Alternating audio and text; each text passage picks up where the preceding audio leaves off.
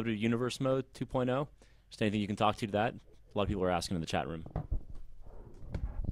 Yeah, we're not revealing too much yet about Universe Mode. We are bringing it back. We love the foundation.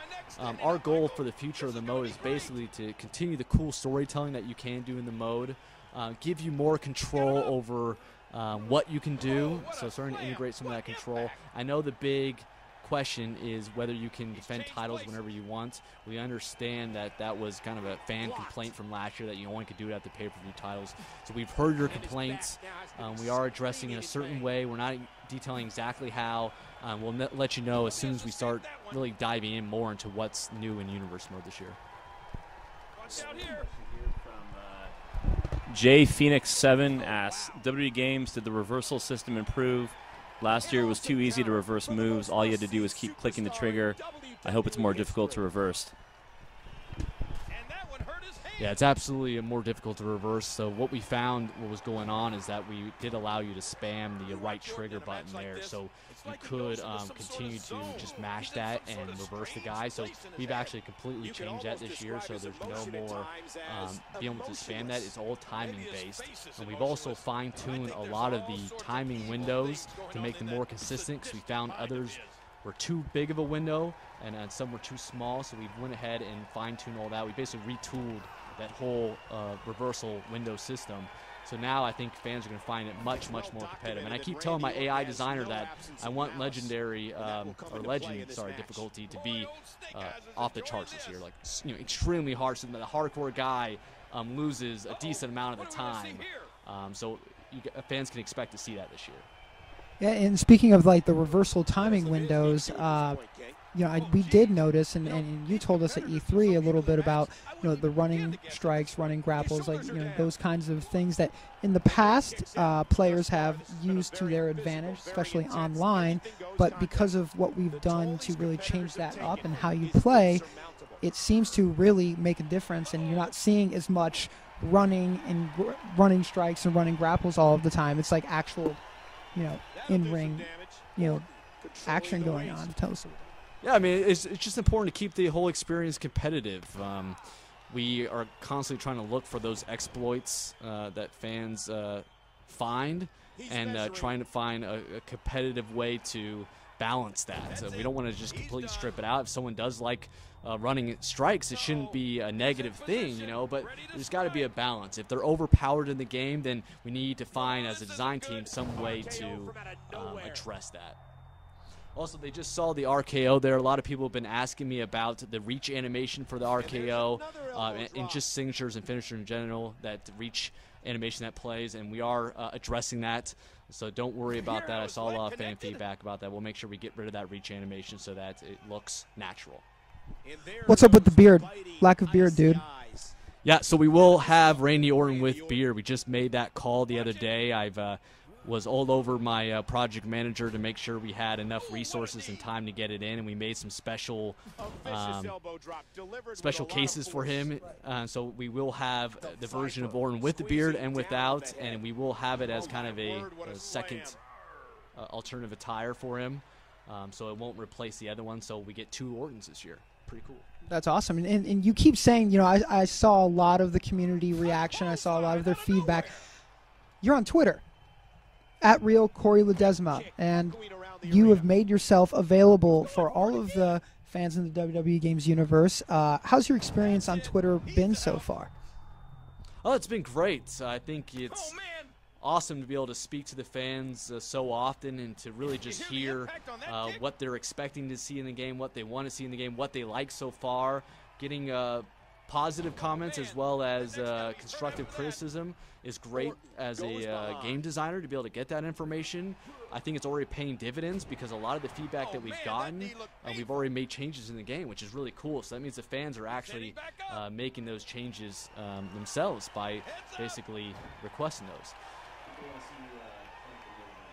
Oh, they want to see if that punt is with the left foot. That's what they want to see, and that's something else that we saw from the fans, and we will address it. Basically, what was going on is that we were mirroring the move depending on the location of the opponent. And so we'll go ahead and fix it and just have Orton always do it with the right foot. That's not a problem to go ahead and do that. So fans will be able to see that change in the final version. So yes, Orton will always punt with the right foot. For those diehard guys who are looking for 100% authenticity, yes, we'll have it.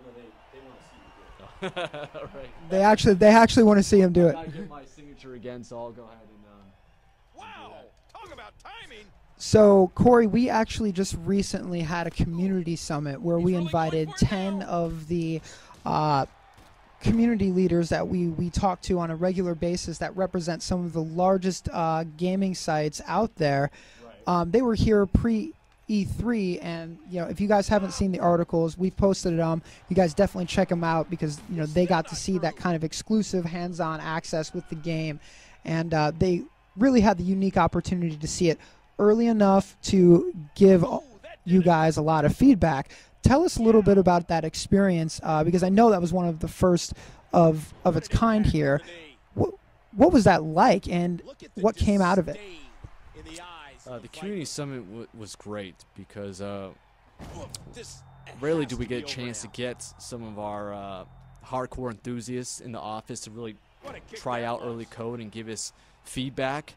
We had them here for 2 days, and it was a phenomenal experience for our design team because we really got to pick their brains. We got to find out what they're liking early on and what they're not liking, and so it's enabled us to go ahead and take that feedback into the game and make a lot of improvements. So we're really trying to bend over backwards to make sure that we're addressing all of the fan complaints and really get everything that they want to see in the game. It's very important to us. So those kind of events are great for us as a design team, and we want to continue to have those. And you guys out there who follow those websites or those community members, you should definitely send them questions so that you can get those questions that you're looking for answered by them and voiced as well, so that we can go ahead and make those changes, because we do truly listen to those guys.